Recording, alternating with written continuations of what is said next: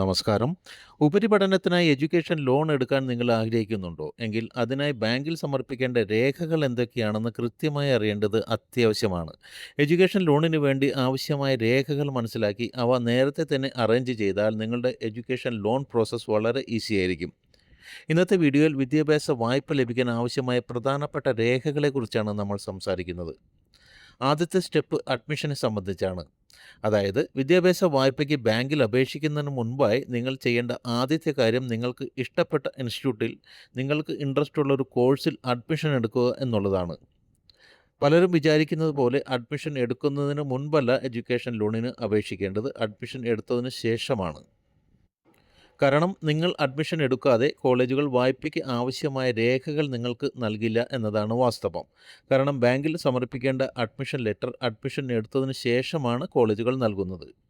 ഇനി അഡ്മിഷൻ എടുത്ത ശേഷം ബാങ്കിൽ ലോൺ ആപ്ലിക്കേഷൻ്റെ കൂടെ സമർപ്പിക്കേണ്ട രേഖകൾ എന്തൊക്കെയാണ് എന്ന് നോക്കാം. ആദ്യത്തെ അഡ്മിഷൻ ലെറ്ററാണ്.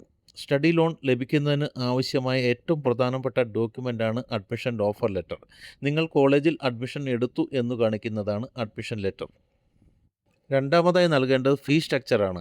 കോളേജിൻ്റെ ഔദ്യോഗിക സീൽ പതിപ്പിച്ച ഫീ സ്ട്രക്ചർ ബാങ്കിൽ നൽകേണ്ടതുണ്ട്. മൂന്നാമത്തെ document bonafide certificate and loan ലെറ്ററാണ്. ഇത് കോളേജിൽ നിന്ന് നൽകുന്നതാണ്. കോളേജിൽ നിന്ന് ലഭിക്കുന്ന ലോൺ ലെറ്ററിൽ ഫീസ് വിവരങ്ങളും ബോണഫൈഡ് സർട്ടിഫിക്കറ്റും ഉണ്ടായിരിക്കുന്നതാണ്. നാലാമത്തേത് വേണ്ടത് യൂണിവേഴ്സിറ്റി അഫിലിയേഷൻ ഡോക്യുമെൻ്റാണ്. ഇത് വളരെ പ്രധാനമാണ്. കാരണം നിങ്ങളുടെ കോളേജ് ഏത് യൂണിവേഴ്സിറ്റിയുടെ കീഴിലാണോ വരുന്നത്, ആ കോളേജിന് യൂണിവേഴ്സിറ്റിയുടെ അഫിലിയേഷൻ ഉണ്ടെന്ന് കാണിക്കുന്ന രേഖ വളരെ അത്യാവശ്യമാണ്. പഠിക്കുന്ന സ്ഥാപനത്തിന് യൂണിവേഴ്സിറ്റിയുടെ അഫിലിയേഷൻ ഇല്ലെങ്കിൽ ബാങ്കുകൾ സാധാരണയായി ലോൺ നൽകാറില്ല. ഇനി വേണ്ടത് പ്രോസ്പെക്ട്സ് ആണ്. ചില ബാങ്കുകൾ കോളേജിൻ്റെ പ്രോസ്പെക്ടസും ആവശ്യപ്പെടാറുണ്ട്. രണ്ടാമത്തെ സ്റ്റേജിൽ അപേക്ഷകൻ്റെ രേഖകളാണ് ബാങ്കിൽ സമർപ്പിക്കേണ്ടത്. അതായത് നിങ്ങളുടെ വ്യക്തിഗത വിവരങ്ങൾ നൽകുന്ന രേഖകൾ. ഇതിൽ ഒന്നാമതായി വരുന്നത് ആപ്ലിക്കേഷൻ ഫോമാണ്. ബാങ്കിൽ നൽകുന്ന ആപ്ലിക്കേഷൻ ഫോം ഫിൽ ചെയ്ത് നൽകണം. പിന്നെ വ്യക്തിഗത വിവരങ്ങളിൽ പ്രധാനമായിട്ട് വരുന്നത് തിരിച്ചറിയൽ രേഖയാണ്. അതായത് Aadhaar card, voter I D തുടങ്ങിയവ ഇതിനായി ഉപയോഗിക്കാം. പിന്നെ വേണ്ടത് അഡ്രസ് പ്രൂഫാണ്. ആധാർ കാർഡോ ഡ്രൈവിംഗ് ലൈസൻസോ ഇതിനായി നൽകാവുന്നതാണ്. പിന്നെ ഓരോ ബാങ്കിൻ്റെ പോളിസി അനുസരിച്ച് പാസ്പോർട്ട് സൈസ് ഫോട്ടോകളും നിങ്ങൾ കരുതിയിരിക്കണം.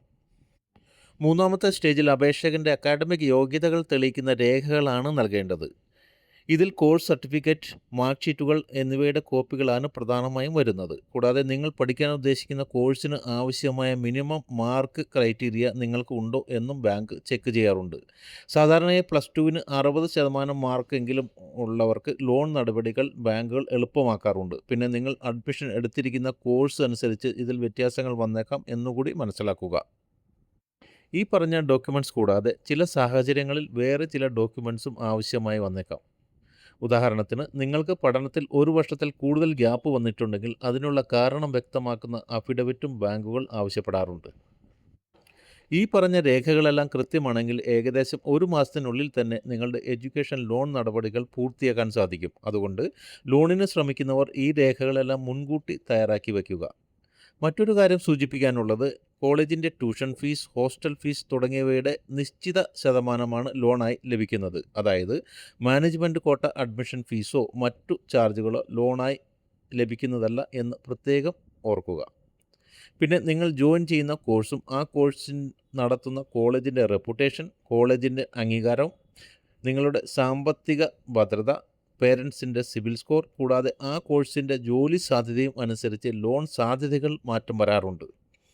പിന്നെ ഓരോ കോഴ്സിനും ലഭിക്കുന്ന ലോൺ എമൗണ്ടും ആവശ്യമായ രേഖകളും വ്യത്യസ്തമാണ്. ചില ബാങ്കുകൾ കൊളാട്ടറോ അല്ലെങ്കിൽ ഗ്യാരണ്ടറോ ഇല്ലാതെയും ഒരു നിശ്ചിത എമൗണ്ട് വരെയുള്ള ലോണുകൾ ചില കോഴ്സുകൾക്ക് നൽകാറുണ്ട്.